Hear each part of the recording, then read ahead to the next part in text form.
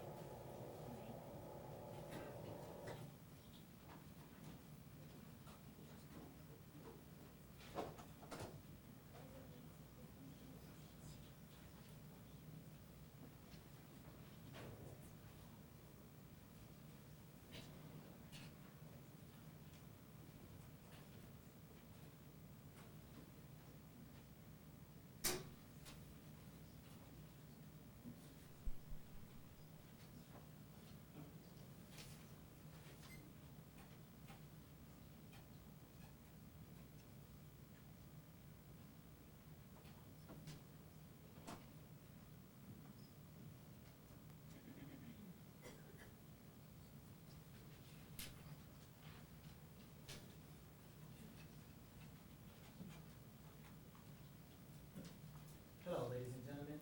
My name is William Edward Bogart Du Bois. I was a famous black author of the earlier 20th century. The majority of my works were compiled essays about the Negro race. Let me get back to what this evening is all about. Joining me tonight will be several noted historical figures, the first of whom is John Calvin. He was a religious leader that helped shape the Protestant faith, and here he is now. Good evening, William. It is good to meet you. As William said before, I am a noted theologian. I spent much of my life preaching the gospel and refining the Protestant faith. And your influence has left a lasting impression on religion. You left your mark in history as well, I've learned, by helping to form the NAACP. But we're not the only ones here tonight who have left a lasting impression on society. That's right. It seems that we've all left our mark in history. Hello, my name is Edna St. Vincent Millay. I was a poet in the early 20th century. I am most well known for Renaissance and First Fig, two of my first well-known poems. I left my mark on the literary world. Another 20th century author joining us tonight is Lucy Maud Montgomery. Please call me Maud. I detest my first name. I wrote many books, including the Answers, which consisted of 5 books. Yes, I read them as a young woman. Actually, I wrote them for young girls, and I'm surprised with the worldwide acceptance they received from all ages.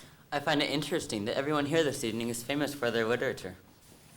However, my contributions pertain to the artistic world. My name is Georgia O'Keeffe. I made a great impact on American modernism as a whole. My individualistic style has turned the heads of many. I was not a part of literature either. Greetings. My name is Oscar Schindler. My only contribution to society was saving the lives of over 1,100 Jewish men, women, and children. That is certainly no small feat. Saving the lives of so many people is quite a formidable task. Yes, but in reality, the Jews saved their own lives. Well, it is evident that everyone in this room has left a positive influence on the lives of many. Yes, I suppose that Maud's books left quite a positive influence on the lives of many young girls. By the way, what motivated you to write? I suppose it was my love of writing. I began writing as a small child and wrote many things, like books, poems, and short stories, long before I had anything published. I even worked at a newspaper in Halifax in my late 20s. I think that is interesting because I started out writing for my high school newspaper. It eventually started 2 other magazines for the NAACP and the Niagara Congress. Were you motivated by a love for writing, much like Maud, or was it something else? I was motivated by the fact that I wanted to show the world what the black race was going through in America, and to be recognized as an African-American scholar. I was born with a passion for creative writing. Since my late teen years, I continued to improve my writing style. Due to my self-motivation, I continued writing throughout my entire life. I was motivated by my mother, who always urged my 6 siblings and me to make good use of our creative energy. This is what influenced me as a child. I find that interesting. As a child, I despised my father and everything he stood for. However, as an adult, I became very much like him. I did not like what I had become, so I began to use his traits in a way that helped others instead of using them for my own personal gain. I think, however, the main turning point for me was when I observed a little girl wandering aimlessly through a Polish ghetto during a Nazi liquidation. What is this Nazi liquidation that you are speaking of? During the 1930s and 40s, Adolf Hitler found a great hatred for the Jews.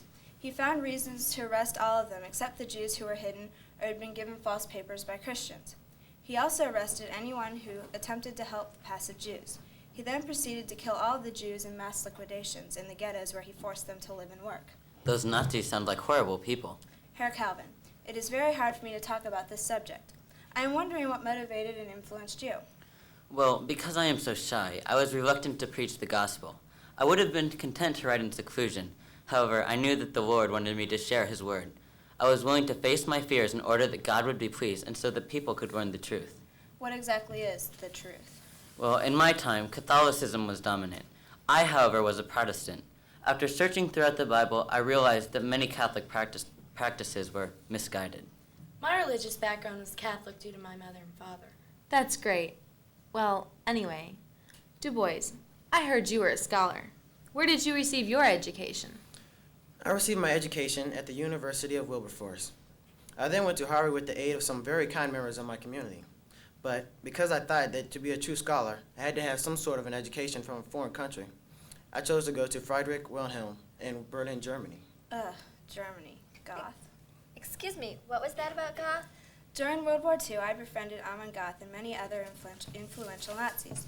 I used them to help me circumvent SS or Nazi security and eventually buy the Jews from their death. Unfortunately, this was a quality in my father I could not stand. However, I found this trait quite useful to my cause. I don't understand why you hate your father. I had a good relationship with my father until I went to live with him and his new family in the Canadian West. My stepmother treated me like a servant, and at one time I was forced to skip school because of my many household duties. Eventually, I returned to Cavendish to live with my strict grandparents because of the treatment I got from my stepmother. After you went to live with your grandparents, did you return to school? Yes, I even went to Prince of Wales College and Dalhousie College. Even though my decision to attend college was not supported by my grandparents, I still completed my studies. Did anyone else attend college? I studied at the Art Institute of Chicago in 1905 and at the Art Students League in New York City from 1907 to 1908.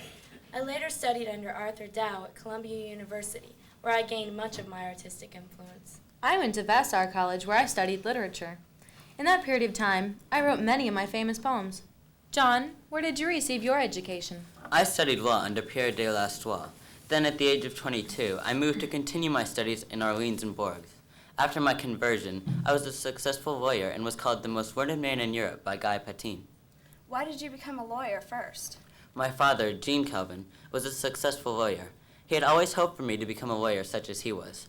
I also enjoyed the profession because, in my time, being a lawyer was a more respectable profession. I'm interested in where your passion for writing so intensively came from and what kept you writing, William. I am flattered by your concern for my work. My passion came from the need to want the world to understand what the black race was going through in America. I also thought that my writing would help me become a recognized scholar. What about you, Maud? What was your main source of inspiration? My hometown really inspired me to write my books. Cavendish was the setting of my Anne series. My Cavendish was Anne's Avonlea. Did the cities you live in inspire you?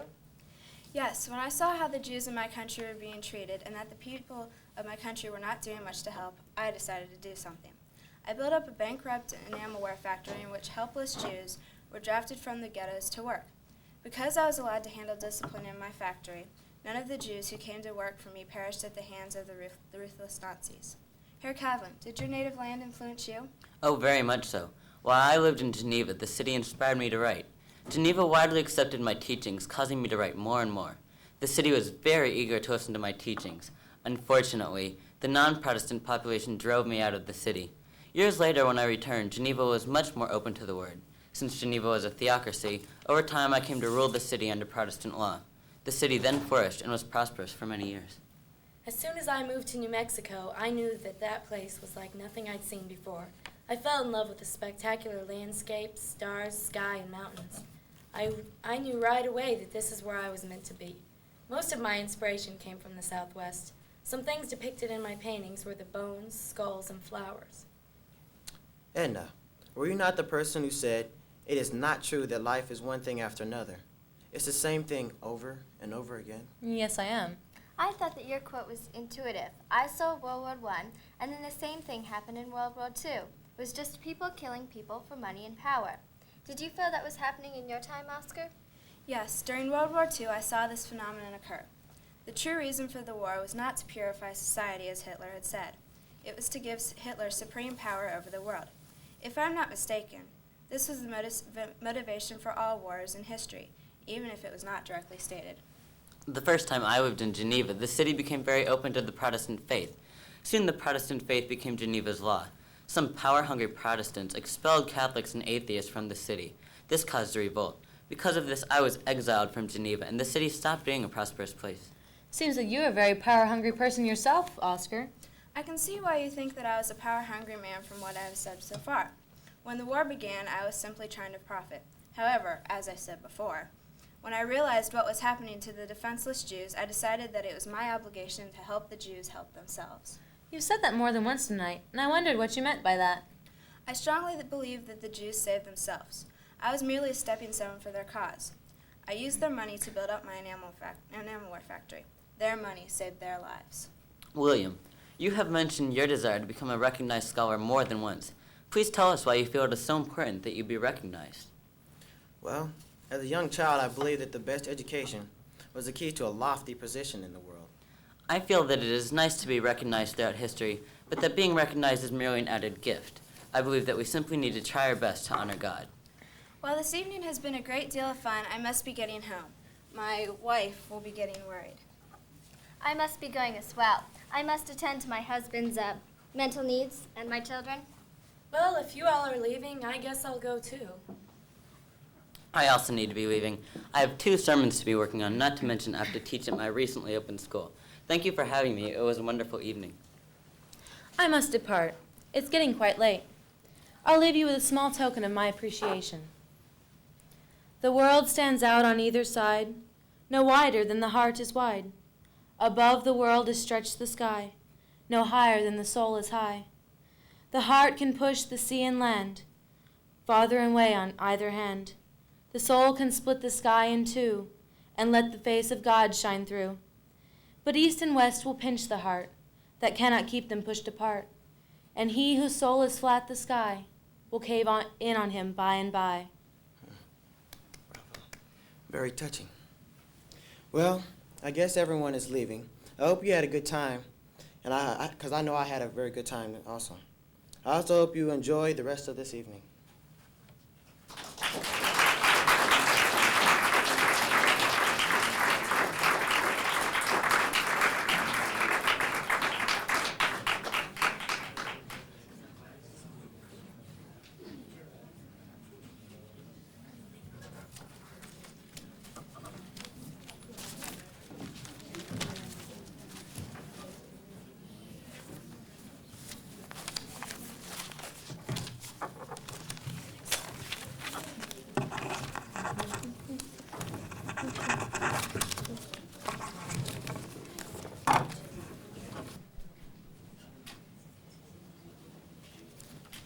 Bonjour, my name is George Sand.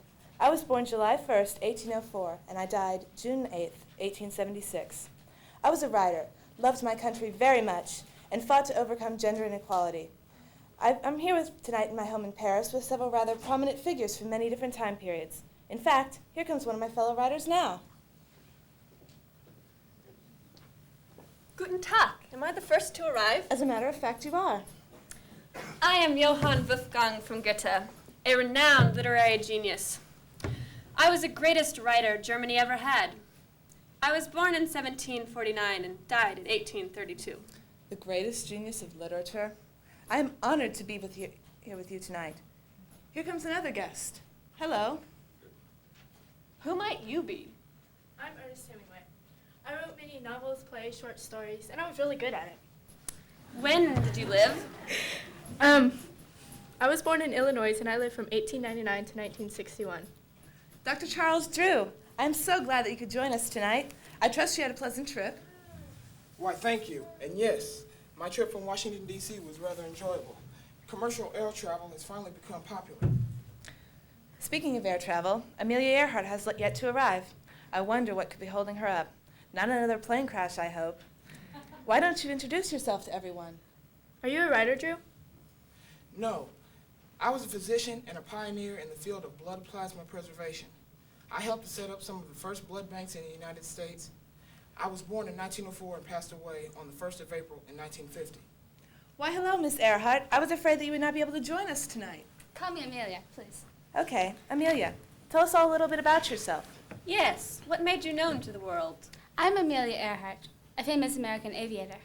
I was the first woman to fly across the Atlantic, both as a passenger and on a solo flight. Was that all you did? I set many other flying records for both for men and women, but I was nationally recognized for my accomplishments over the Atlantic. I contributed to aviation and commercial ventures and started an airline along with 5 men. I remember reading about your disappearance during your around-the-world flight in 1937. I had just started attending Columbia Medical School. There, I studied under John Scudder, an assistant professor of clinical surgery. I also went to Columbia University. I took a pre-med class in 1919 and went again in 1924. I dropped out of all the colleges I attended before I received any degrees, however, due to financial difficulties. I didn't have that problem. I was mostly tutored. My tutor wanted me to receive an education similar to a boy of that day. Mr. Goethe, did you study at home?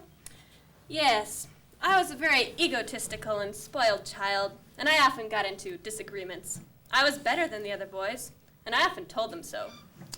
Naturally, this created a few conflicts. Therefore, I was educated at home until I was of university age. What did you study? Well, it's very interesting that you asked me that. My father wanted me to follow in his footsteps and become a lawyer. So I took a few law courses. They allowed me to practice law even though I did not finish the required courses. I returned to school a short time later to pursue my interests, poetry and literature. Didn't that create tension at home? Yeah, as a result of straying from my father's plan for my future, relations with him became rather strained. That must have been difficult. Miss Sand, what about your relations with your parents? Were you more fortunate? No, I must say I was not as fortunate as you. I never really had a real relationship with either of my parents. My father died when I was very young, and my mother wanted to return to Paris, so she sent me to live with my grandmother. From this, my relationship with my mother was never quite the same. I came to think of my grandmother as more of my real mother. Dr. Drew, how was your family life? Was it near as turbulent as mine? No, my family life was relatively normal. I had 4 brothers and sisters, and we lived with my father's parents. We were very close. My family was unique. At the age of 10, I can still remember our family getting drunk together. We started out as a normal middle-class family. I'm not quite sure what happened to change that. I'm curious about something. I held many political positions throughout my life. In fact, my political work was important enough to the emperor that he granted me the title of aristocrat, adding von to my name. Hence, Johann Wolfgang von Goethe. Was anyone else involved in politics? As a matter of fact, I was. In the new French government put in place after the Revolution, I was named unofficial minister of propaganda, where I sent my views to the public through my writings, which were published throughout France.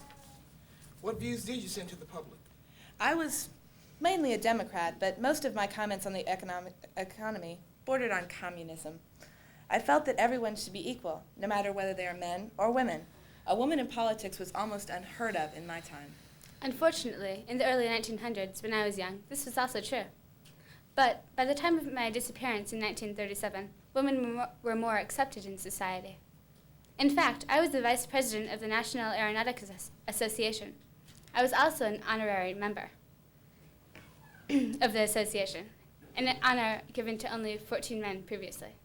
If you ask me, a woman's best place is in fulfilling a man's needs, especially his emotional and physical needs.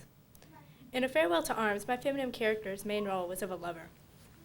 All I longed for was for women and men to be equal, to have the same basic civil rights. As I often said, morally speaking, the just man is of no particular sex. He is man or he is woman. The code he lives by is always the same. When I lived, women did not hold jobs, except for being housewives. I, however, had an intellectual equal, whom I greatly respected. Her name was Charlotte von Stein, and she taught me the ways of the aristocrats. Dr. Drew, what were your views on women? I have always felt that women should be considered equal. I greatly sympathize with women in their struggles to become equal. Why, may I ask, do you feel such compassion for the struggle of women? Well, growing up in the early 1900s as a black man presented many difficulties and hardships similar to those of women. I see. I leaned a little towards feminism. Many people wanted me to run for office, but I refused. I believed that until women's civil rights were granted, they had no place in politics. In my many works, I always tried to focus on the struggle of women and all of my beliefs that women and what women should really be like. I've believed that women should be able to live and love as they choose. I was curious, Goethe, what kind of heroes and ideals surfaced in your works? In my early works, the main focus of my heroes was to rebel against something, as I rebelled against my father. And some of my themes were breaking away from society.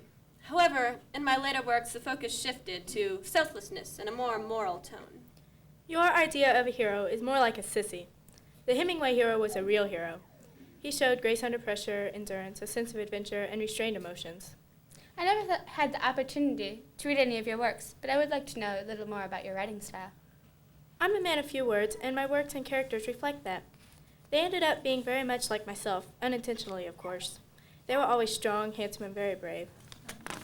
I received both the Pulitzer and Nobel Prizes for literature. My works influenced many writers of my time.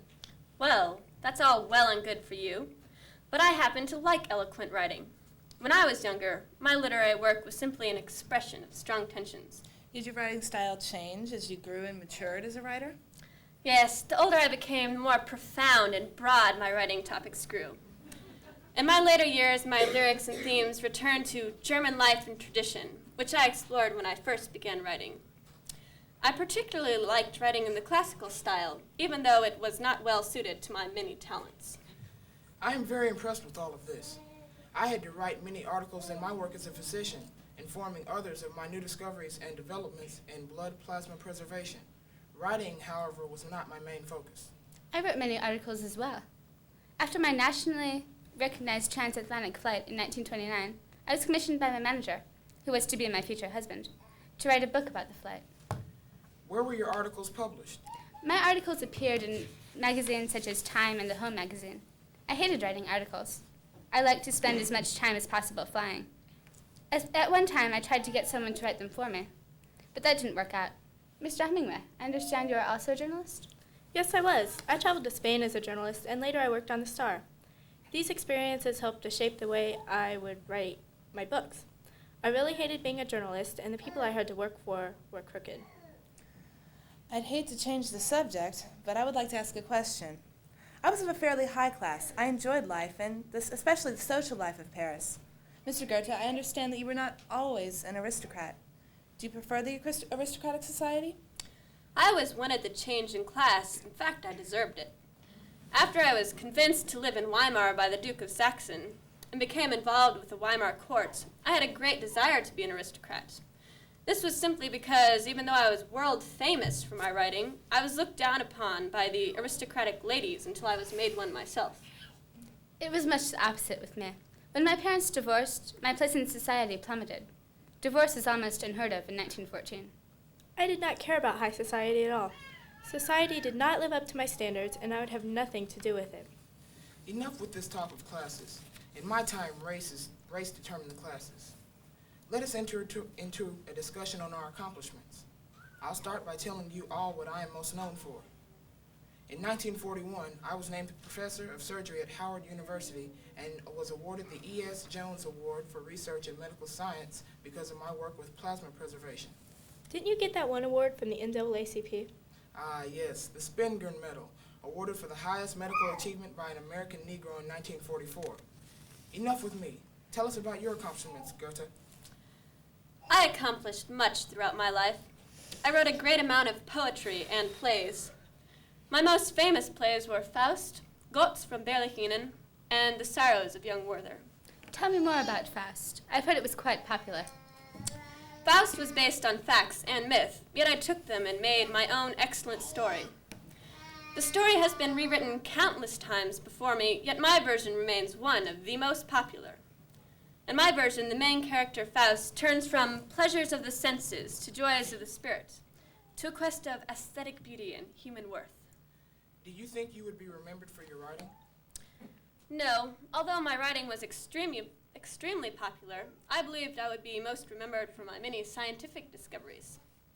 Most of my theories, however, were disproved and discredited in my lifetime when science was but in its infancy. What were some of your theories? I believed that rocks came from the ocean, not from the Earth's core. I also discovered the falsity of Newton's theory on light and color. But wasn't his theory true? Well, almost every scientist today believed it is true, but I know that it is completely false. I had no patience for experiments. My theories were based solely on observations of the world around me. This is why most of my science is wrong. I published over 30 works, ranging from novels to poetry and plays. As I said earlier, I got the Nobel and Pulitzer Prizes, and I was also given a Bronze Star for my military service in Normandy.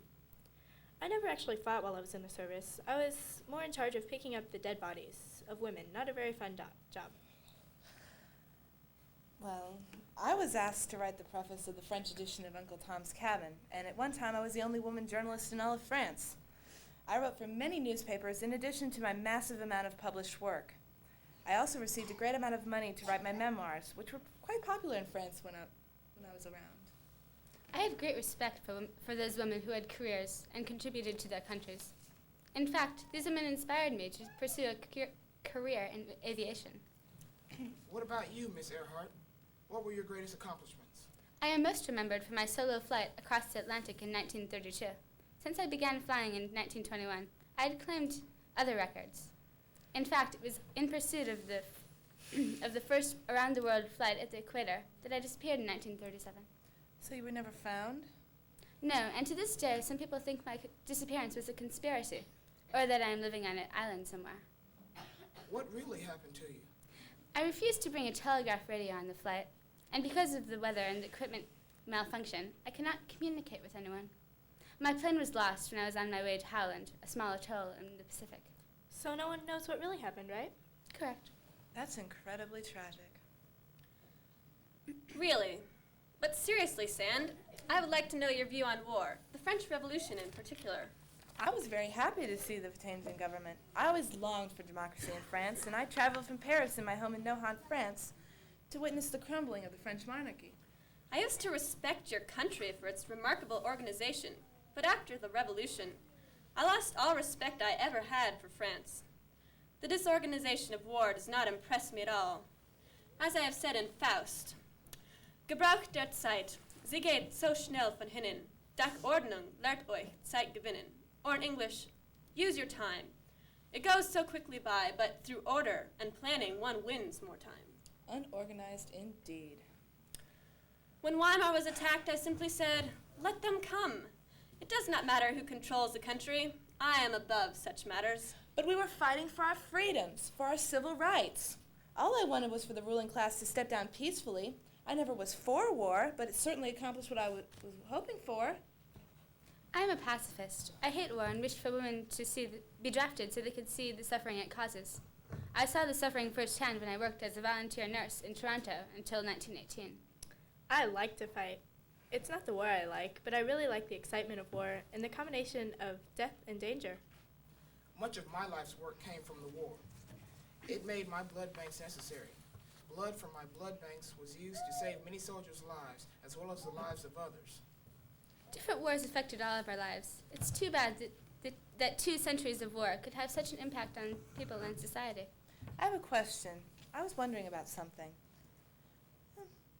How was everyone's home life? My parents divorced when I was young, but I loved my family, including my father, who was an alcoholic, very much. I always resented my mother. She always backed my father in all our arguments, and I did not agree with my father at all. In fact, I disliked my father so much that after I moved to a city called Weimar, only 100 miles from my home, even in the days of stagecoaches, this was not very far, I visited my parents about 5 times in their remaining lifetimes. Sand, how did you feel about your parents? Well, as I said, my father died when I was very young. In fact, I was about 6. I spent most of my time with my mother. However, after my father's funeral, my mother couldn't handle it, and so she left for Paris without me, never to return. I never really forgave her for this. It didn't affect my writing, but I always longed for love throughout my lifetime. I felt the same way. I was in need of love, with no one to give it to me. So I instead turned to being very egotistical and loving only myself. I dealt with my longing for love by trying to find someone who could give me companionship and intellectual conversation. As a result of this, throughout my life, I was romantically involved with many well-known intellectuals with whom I could identify. When I met Charlotte von Stein, my only woman intellectual equal, she gave me the love I needed through our platonic relationship. She was already married. She taught me many things and cured me of most of my egotistical nature. Were you ever married? Eventually, I was married, yes. Yet the woman that I married was not an intellectual equal, or even an aristocrat. With her, I had a son who didn't turn out to be anything, and he had children who weren't anything either. Wow, we have something in common. My marriage to Casimir Dudevant was anything but loving. He wasn't faithful to me, and even though we had 2 children together, I just was not happy. I did all I could do to salvage the marriage, but eventually I left for Paris, and I spent half the year there and half the year back at my house, only to spend time with my children, of course. When I finally did ask for a legal separation, the resulting trial was an absolute mess. I eventually withdrew the request and was left deep in debt afterwards. It was just another one of my turbulent relationships. I had 4 wives. None of them made me happy, or they weren't happy either. I had 2 children by my first wife, but they're nothing I'd like to talk about. I was married to my manager, G.P. Putnam. From a previous marriage, he had a son, who I considered my own, although he was already in boarding school by the time I knew him. Did you have any children other than that one? No, I married for convenience, although I grew to love my husband. He proposed to me many times before I finally accepted. Dr. Drew, were you married? Yes, I was. I had a wife and 2 children, a son and a daughter. Enough about family already. Okay, I'll change the subject. I loved nature. I often left Paris for my country home in Nohant. It was there that I wrote my best work and was able to write freely. Did anyone else share my love of the outdoors? Yes, I too loved the outdoors. Most of my poetry was about nature, but with a deeper meaning underneath. Was any of your writing based on religion? I did not attend religious ceremonies, yet I did believe in heaven and hell. I believed in striving to make myself a better person, and by writing Faust, I expressed some of my views on the subjects. Religion was also very important to me. I was sent to a convent in 1818, but I stayed there only for about 2.5 years. As I said to myself often, religion in the convent seemed to me such a stupid and ridiculous affair that I never resolved to take it seriously. However, when I left the convent, I was a more religious woman. Miss Sand, I'm curious as to how you got your name. George Sand was only the name I wrote under. It came from when I started writing with one of my great friends and one-time lover, Jules Sandow. When we collaborated on several articles, we combined our names together to form George Sand. After we went our separate ways, I kept the name. What's your real name? My real name was Aurora Dupin. Simply enchanting. It's really not all that interesting. I usually don't tell people about it. What were your views on the arts? I often went to the theater when I lived in Paris. It was one of my favorite pastimes. I too loved the theater. In 1791, I assumed the direction of the Weimar Theater and turned it into one of the most successful theaters in all Germany. What type of drama did you enjoy most? I would permit only classical drama in my theater. However, romantic drama was the up-and-coming drama of the time. As a result of this, my theater in Weimar lost its prestige, and I was eventually kicked out. Unlike you, I had no failures. Dr. Drew, I have come to understand that your death was a very interesting story. Would you mind sharing it with all of us? Well, it was more disappointing and tragic than it was interesting. I was driving to a medical school conference with a few of my medical school friends when we swerved off the road and crashed. I was the only one injured in the crash. Immediately, I was taken to a nearby hospital where I was denied medical attention because I was black. On the way to another hospital, I died. So they denied you of the blood that you spent your very life trying to preserve. Sadly, yes. My, that's tragic. Well, I see that our time together is up. I have thoroughly enjoyed talking with all of you. It is interesting that all of us, even though we come from so many different time periods and backgrounds, can find so much in common.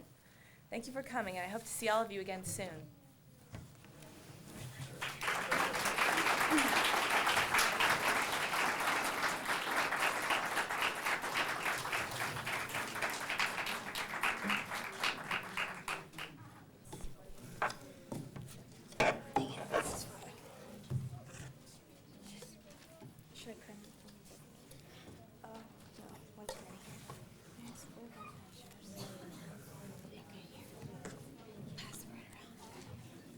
Should we fill up here? I think you should put it on. I think you should put it on. I think you should put the bread on first. Well, we pass it around. You can pass it around. No, because it'll be, Okay, we're done. especially with the microphones, it's going to cause a lot of commotion.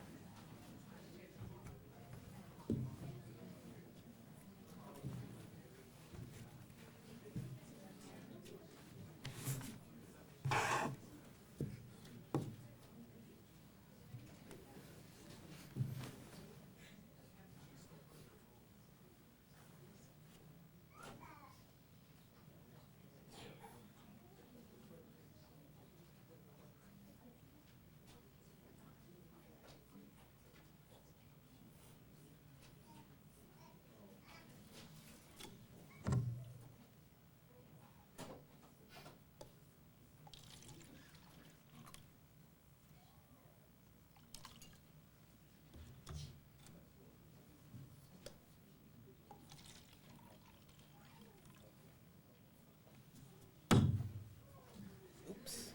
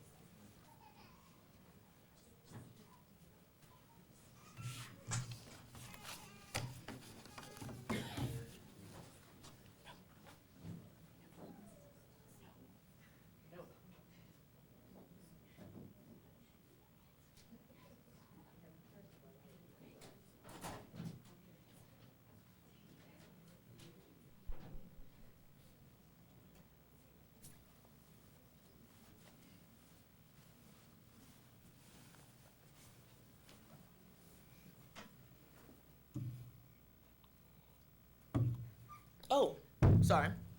Good evening, ladies and gentlemen. I am Bantu Stephen Biko, equal rights activist. I am known for the work I did in South Africa. Tonight, several historical figures will be joining me to engage in an evening of intellectual conversation. In fact, here comes someone now. Oh, good evening, Mr. Biko. Good evening. I'm Dorothy Parker, famous for my poetry and wit. Nice to make your acquaintance. Nice to meet you. Who else will be joining us this evening? I'm not quite sure who else will be joining us, but wait, here comes someone now. Salvete, or shall I say greetings in the English language. I'm Livia Drusilla, wife of Augustus and former Empress of Rome. My name is Dorothy Parker, and this is Stephen Biko. Nice to meet you. I've read about your philosophies of women's rights and equality. That sort of thinking seemed way ahead of your time. My intentions were not focused on women's rights or equality, but throughout my reign as Empress, these philosophies developed. I've heard that another great female ruler will be joining us this evening. Hola! I am Eva Perón, wife of former Argentine ruler Juan. My work was aimed to better...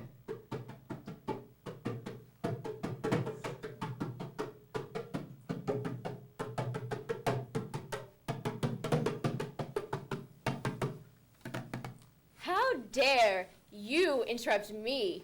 You may redeem your inconsideration by kissing my ring.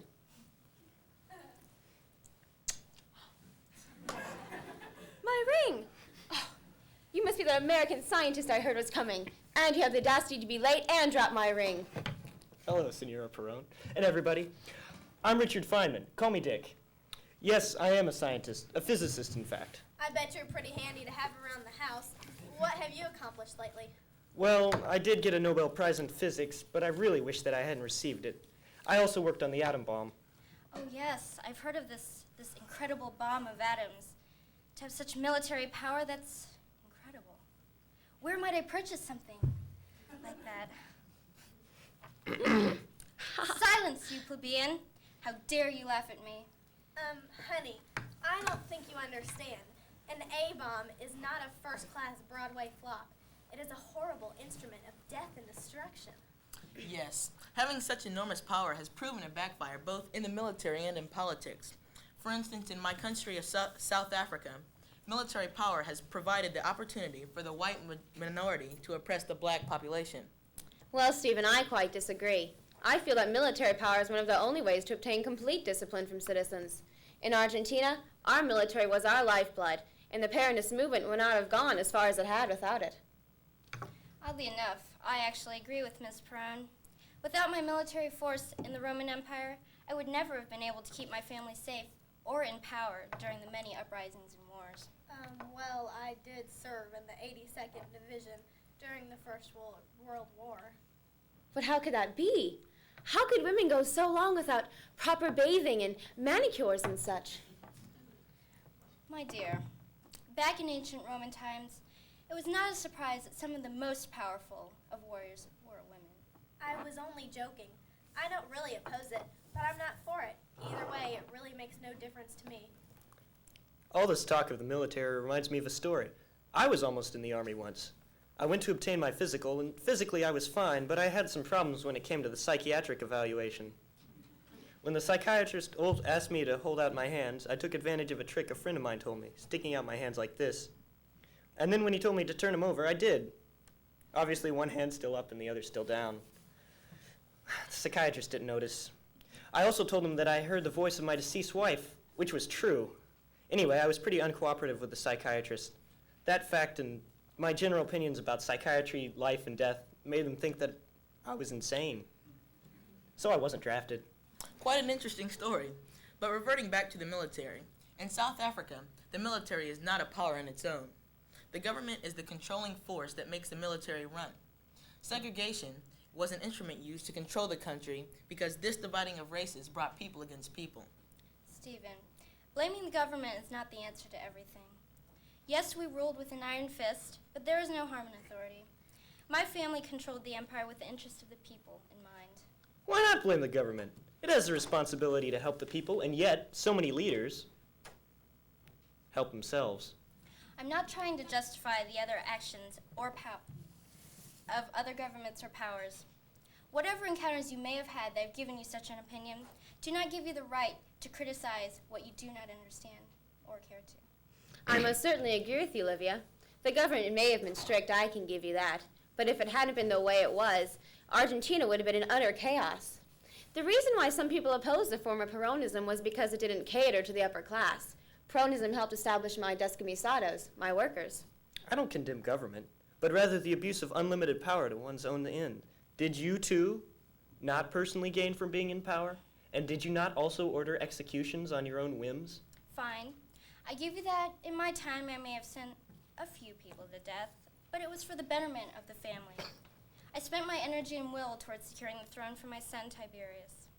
This power I never used for myself, as you say. My hopes lived in the life of my son, but he never wanted to believe that his security in life.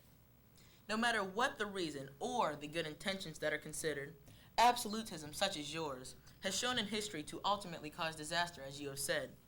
As one would say, the road to hell is paved with good intentions. I understand what I did caused many people pain. Those actions were wrong, and I have realized that in the end did no good. When I was near my death, I wrote in my will, "Finally, I want everybody to know that if I have committed errors, I committed them out of love.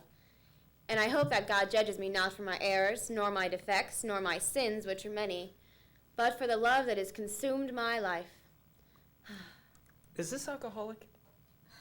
Perhaps we could move on to a lighter discussion, such as human pain and suffering. Tempting as that is, why don't we talk about some of your work? You're a writer, aren't you? I'm a poet, author, critic, but I believe I am most widely known for my wit.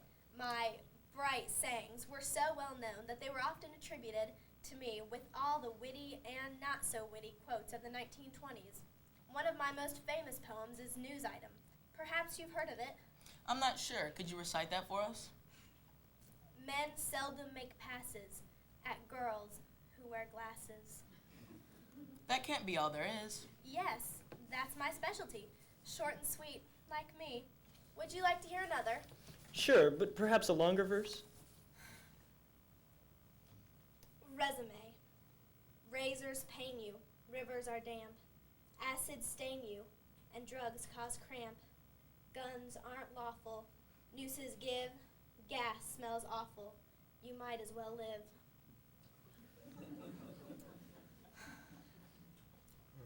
I don't get it.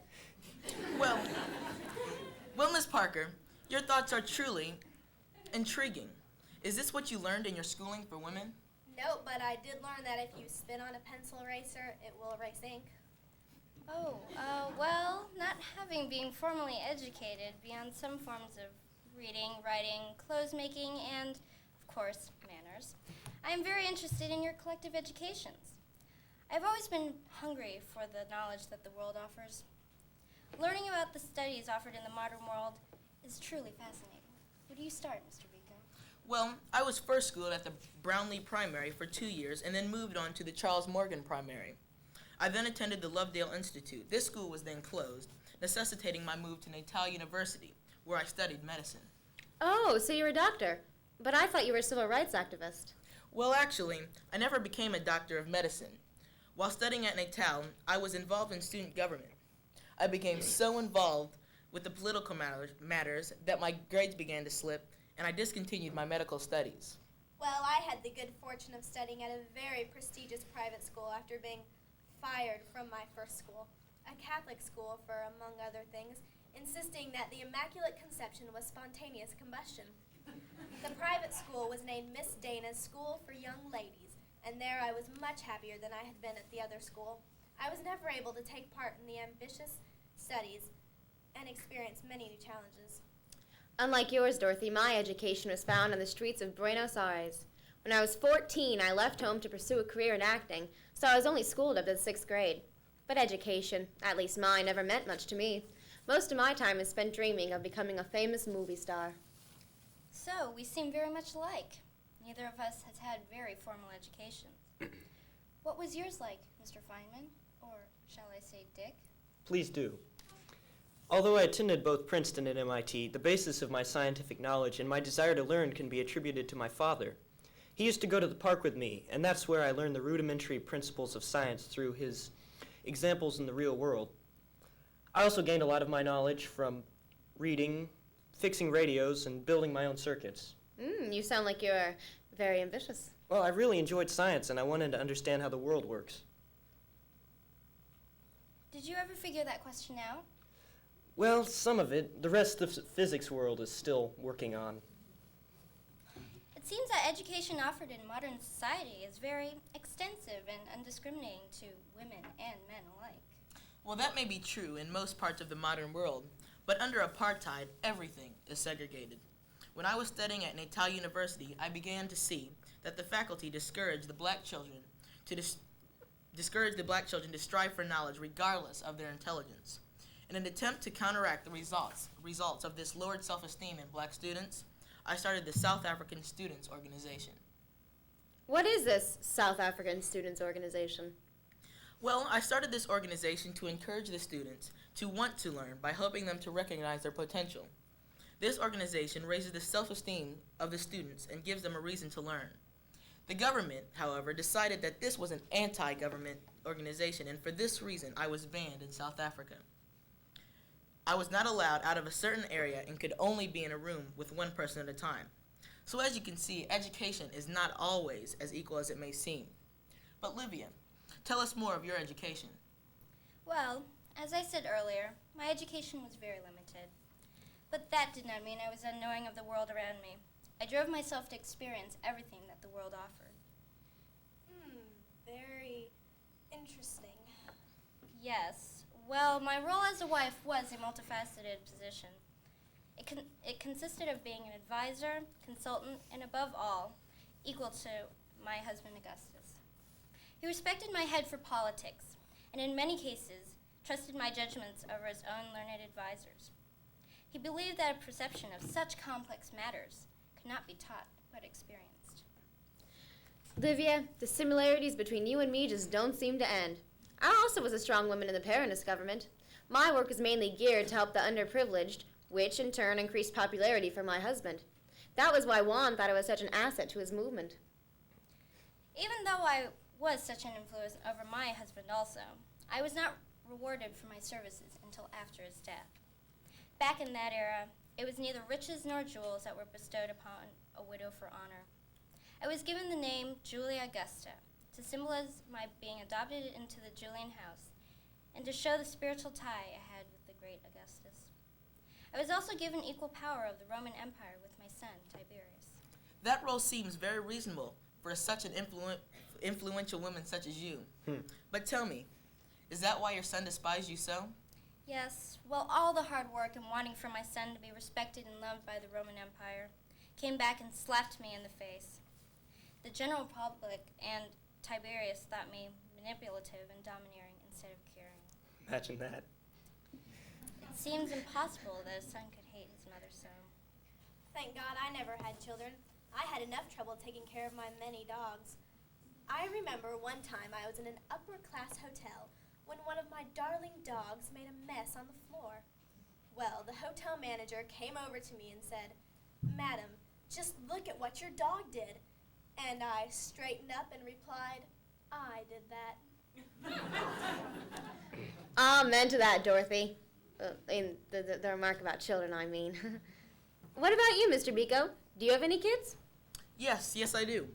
I think that the heart of all mankind is based on the family. If one is to become full in himself, he must first identify with someone else. Because all people have parents, the world is constantly changing by how the parents teach their children. Yes, I have 2 lovely children. I also have children, 3 of them. Here they are. Oh, they look a lot like. Aww. They're so grown up now. My daughter works for a photographic company, which reminds me, I wanted to talk about the advance of technology, especially with you, Olivia. What do you consider the greatest technological achievement of your age? Well, in my opinion, the greatest achievement was the invention of ships, as simple as it seems. The idea that something so large would be able to float on water was truly spectacular. Well, Dick, what do you think the greatest technological advancement of the 20th century is or has been? Well, I don't know. There have been so many amazing inventions, from the television set to the nuclear power plant to the jet plane. And isn't it incredible that since my death, fat-free cookies have been invented? Oh, terribly fascinating. Well, actually, I think one of the greatest technological highlights of my era was my embalming. It was a miracle, well, even though it is nothing new in the world of science. The person who performed the procedure was a very competent man, Dr. Pedro Ara Saria. Unfortunately, my body was stolen after it was taken off display for the public. It wasn't until 1971, 19 years after my death, that my body was finally returned to my home. Well, what happened to it? I mean, your body, during the years it was gone. Well, somehow, a man claiming to be my brother stole my body and shipped it overseas to Rome, and then to Milan. The authorities were told that in my coffin lay the body of an Italian woman, Maria Maggi. They were told that I had died in Argentina and wished to be buried in my homeland of Italy. I was rested in Musocho Cemetery, Plot 41, for 14 years. Can you believe that? Amazing. Well, that seems like a wild goose chase of a death. However, I cannot say that my death was altogether boring. I became a goddess in 42 AD after the elevation to divine status by my beloved grandson Claudius. Oh, so then the end of your life turned out to be better than the living part? Well, not actually. Along with the good comes the bad. Even after my death, Tiberius still despised the thought of everything that was associated with me. He never allowed the execution of my will or the building of a statue decreed by the Roman Senate in my honor. At least the priestly colleges showed deference to my death. They honored my birthday as a holiday. Well, my death, I believe, was extremely premature. I don't have any regrets left with the living because I feel that all of my friends and family knew that I lived a dangerous life. They handled my death quite well, considering the circumstances. What exactly were those circumstances? As you well know, I gave many speeches to people throughout the country to encourage self-esteem in blacks. This lifestyle was dangerous due to my banning regulations. I regularly left my banning area and ran the risk of being jailed. Anyway, I was on my way to Kings Williamstown to give a speech when I was pulled over by the police at a roadblock. The officer recognized me and was almost enthralled to have captured me. I was taken to the police headquarters where I was beaten and received fatal blows to my head. I died while being transported to the police hospital, which was many miles away. Many miles away. Well, my death was nothing like either of yours. I died of natural causes in my New York apartment. The only thing that got me was that when my obituary was printed, many people were surprised because they had thought that I was already dead. Why was that? Well, I had grown sick in my later years and I just fell out of the public eye. So people assumed I was dead. Depressing. Well, I died from a decade-long battle with stomach cancer at age 69. I had been trying to go to a small former Soviet republic called Tuva for the previous 10 years. Unfortunately, I finally received the incredibly difficult to acquire permission a few days after my death and, couldn't go. Well, I hate to spoil the fun, but I have to use the bathroom. Actually, I need to use the phone, but I'm too embarrassed to say so. Well, it seems like this little gathering is coming to an end. I would love to stay longer and chat, but many people are waiting for me back in South Africa. People to see, things to do, I'm meeting with the Dr. Reverend Martin Luther King Jr. He's quite a character. Gandhi Martin and I are going to have tea. I too would also love and stay and chat with you more, but alas, I am unable. I have a meeting with Zeus. But, Ava, darling, we must converse again. Goodbye, darling. Goodbye. Well, that reminds me, I also have an appointment to keep. I have a plane to catch to Tuva where I'm attending a throat singing conference. Seeing that very few of you have probably heard any Tuvan or Mongolian throat singing, I leave you with a brief sample. Good night, ladies and gentlemen, and good night to you, Mrs. Perone, and Night. Mr. Biko. Nice, Mr. Feynman. Good night, Dick.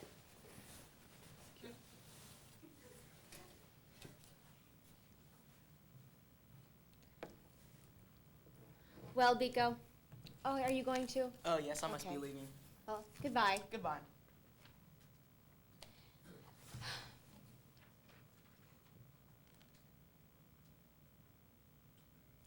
Now that everyone has left, I have but one thing to say. Las cucarachas entran, pero no puedo salir. Buenas noches, and gracias.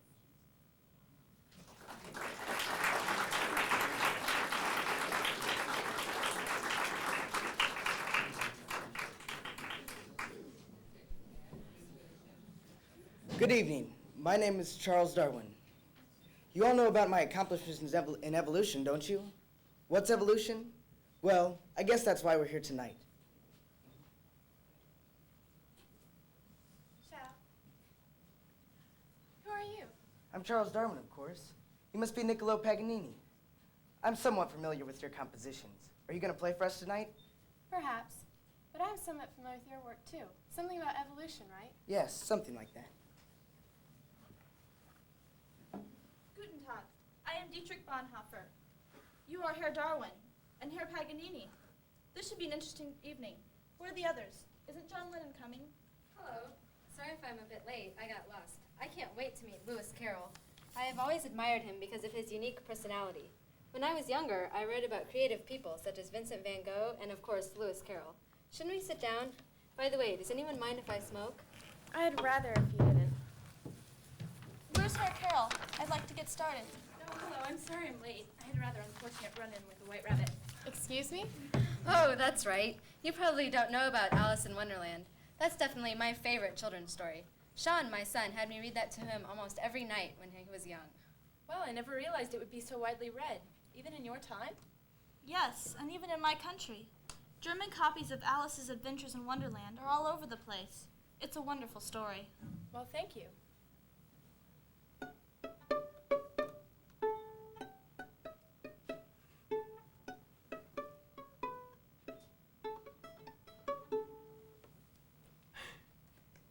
That's charming. Is it your own composition? Yes, actually. It's called The Witch's Dance. It's a theme from one of my concertos. Wouldn't that song have been controversial in your time, especially since the theme refers to witches? I suppose. The opinions on that piece varied. I had a sort of strange reputation during my life. You're not the only one. Excuse me? Well, there were some varied opinions on me and my views. What do you mean? Some of my comments, especially those pertaining to religion, were misunderstood. At one point, I made a comment indicating that my band was more popular than Jesus. I didn't realize it would be so misinterpreted. Anyway, I've had trouble getting my point across without offending people. I understand. My theories not only contradicted the popular beliefs of the day, but they basically went against the foundation of the Bible as it was interpreted during my lifetime. My works deal with the evolution of all living things. Since the Bible mentions that God created all living things at one time, many people criticize me for going against the Bible. I never intended to upset people, but there was no way my theories could peacefully coincide with the common doctrine. I was, as you say, misunderstood. I can identify with your struggle against the church. My whole life was basically a battle against a church that had been taken over by a fascist government. I spoke out against the Nazification of Germany and the persecution of Jews. In fact, the Nazis' control over the church was so severe that I ended up helping in the organization of the Pastors' Emergency League. It became the nucleus of the confessing church of anti-Nazi German Protestants. That's interesting because I was enrolled in a school that dealt with religion after I did poorly in my other studies. I was to become a country parson, someone who would live in a town and just help out. Occasionally, he would be the judge of a local court case. He would always be invited to the highest of gatherings. But I again did not finish my schooling. I would have liked to have been a country parson.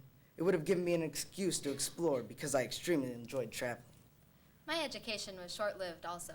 I was never interested in the superficial education system in England. I was always interested in art, but my aunt never enrolled me in any activities I enjoyed. I finally ended up in an art school, but not because of my aunt. That was where I met my first wife, Cynthia. Anyway, Aunt Mimi said that I would never make a living as an artist of any kind. I assure you that schooling is not necessary for all people. Although I had many teachers, they never taught me more than a few weeks' worth. I outgrew them with my incredible talent. My education was mostly on my own, just as yours was. I truly hated boring lectures. The lessons they taught would put me to sleep. I always loved to go exploring in the woods, checking out all the things to add to my collections. I liked the flora, but my favorites were always the Beatles. The Beatles? They're not one of my favorites. They have some interesting music, but I don't enjoy listening to it. Wait, weren't you? Yes, I was a Beatle until we had our differences. I've had to talk about the breakup ever since it happened. I would really not like to talk about it right now. There's no need to discuss the breakup of a rock band when there are so many other topics that would be more interesting for the great minds gathered here tonight. Well, let's talk about literature. Lewis, tell us more about your writing career. Well, I've written many stories. Most of them were targeted at children, but were eventually enjoyed by people of all ages. My favorite books that I've written would definitely have to be the stories about Alice.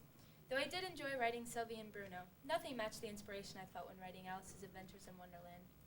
Part of it was probably all the encouragement I got from my young friend Alice Liddell, but part of it was just a simple desire to publish something I was really proud of.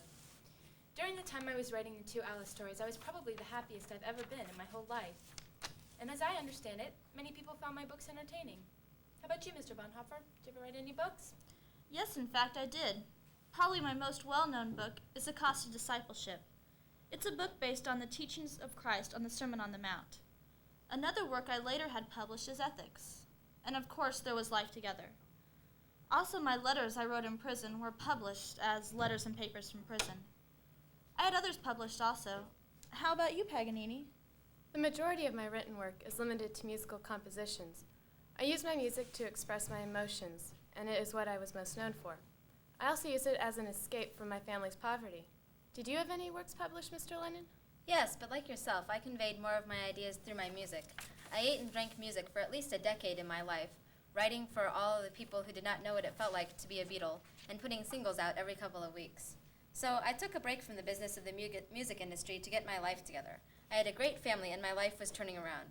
I was writing new music when I was killed. I'd really like to know why. Just why was I shot?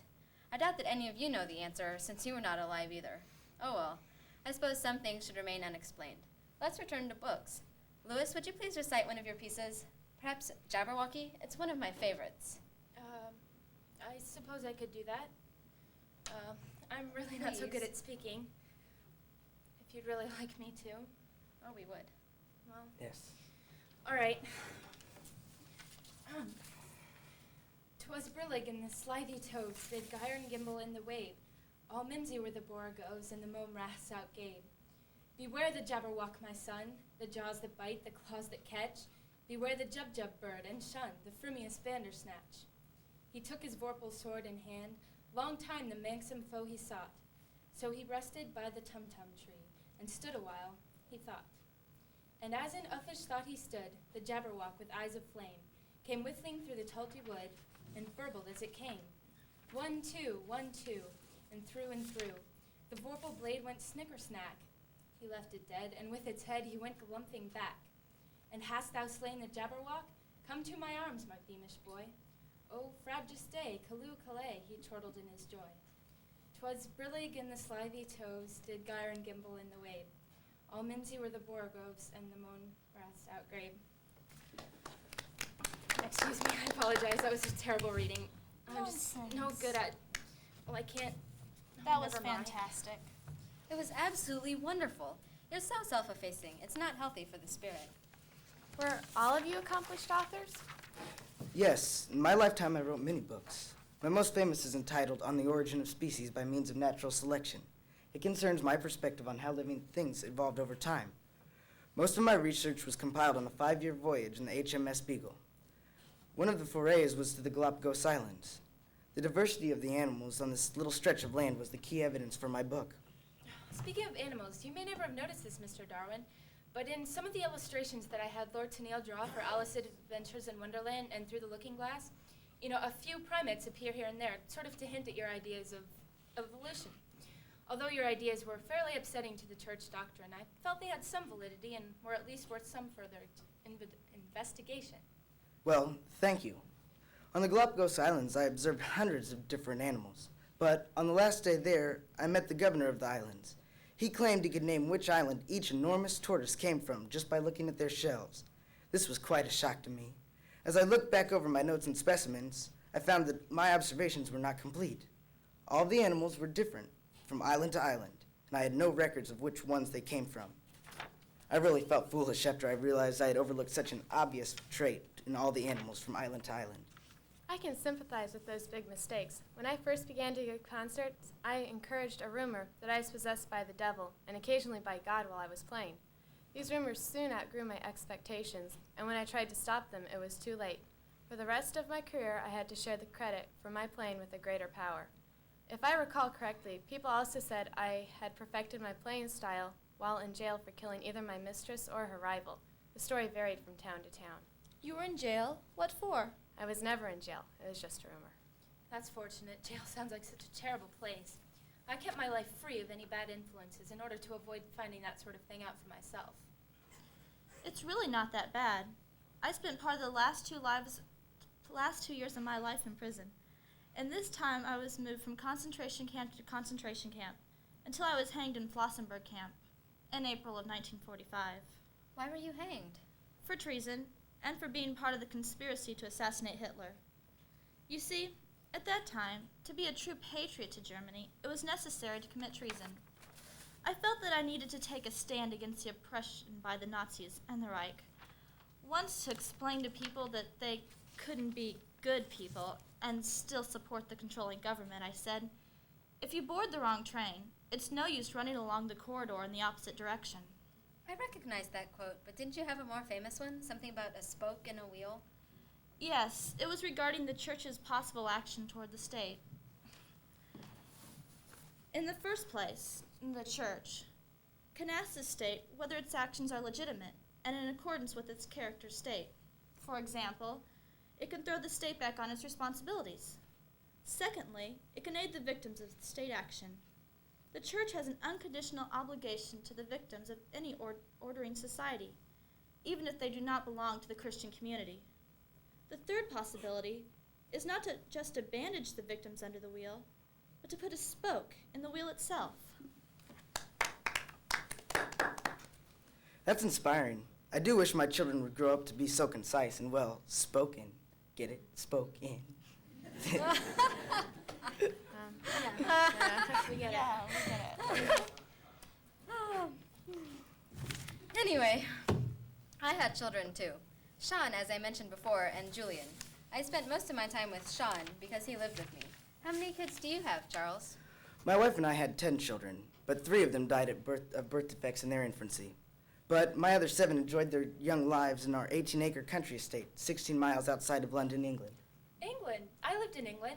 Well, in Oxford, actually. I lived in a rectory.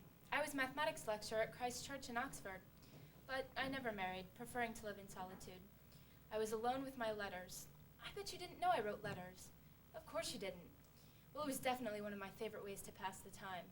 You know, at one time I had a catalog of almost 100,000 correspondences made between my family, friends, colleagues, and me. Letter writing is so relaxing. You can take your time deciding what to say so that every word is well-picked and coherent. Much like writing stories. I find music to be my release. All through my life, composing and performing music has given me a great pleasure. Well, I think it's time for me to head home. Yes, me too. I think we've learned a great deal about each other. It's been fascinating to learn about the struggles in the Nazi Germany, Dietrich. Thank you. And I've been very impressed with your playing, Paganini. Grazie. Well, it's been interesting to learn about a 20th century musician who lives in a world so different from the one I knew. Thank you for inviting me here tonight, but I really must go. For me, it's been a great honor to meet and chat with one of my favorite authors. I'm glad you met with us tonight, Louis. Thank you. I do appreciate that. I've had a lovely time this evening. Perhaps we can meet again? Yes, Yeah. sure. If that's all then, I think we shall leave. We want to thank you all for coming here tonight. We hope you enjoyed the program. Also, you are all invited to tomorrow's Meeting of the Minds presentation, presented by the sophomore Lyceum class from period 7. Now, if all the characters could join us on the stage.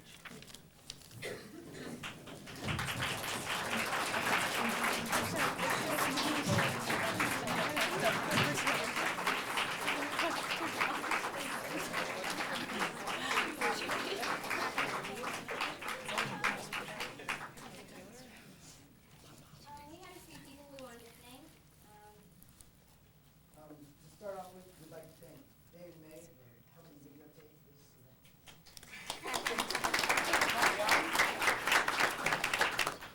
Mr. Weaver, he did the fabulous technological intro. Without his help, he wouldn't have been able to do it.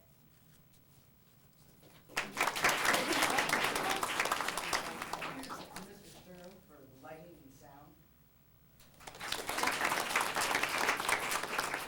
And to Mr. Hetty, because he has always been there when we had our little writer's block in our scripts, and ran to him for help. Also, thanks to Mr. Phillips. He used his props and all his decorations. A special thanks to Anne Wade, because she had a total of 1 day to get the script. Jessica Rogash wrote everything, but she just is spectacular for coming in and filling in for us.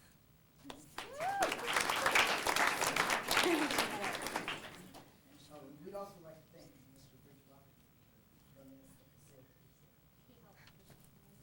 Oh, and also Anne did the invitations to the board members and to the elite teachers and everyone else. And we'd like to especially thank Mrs. Williams. The whole class chipped in, and we decided that she was a wonderful teacher, and she made it possible for us to do this during class, and tried to take a little time out of our very busy lives to do it. And want to come up here.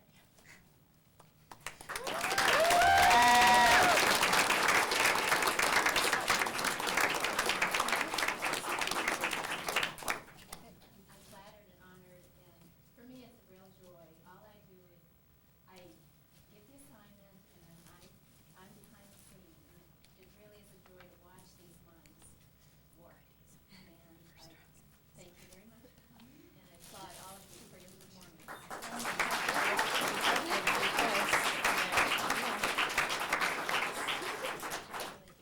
Also, we'd like to thank Kelly Thomas because she jumped in a few days before. She just did the script just like Anne did. So we'd like to thank her.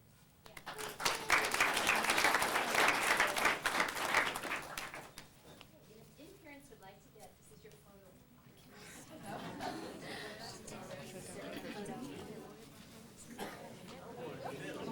Ready? Are we doing? Let's go. Is anyone there's a picture of us? Hold on. How are you getting started?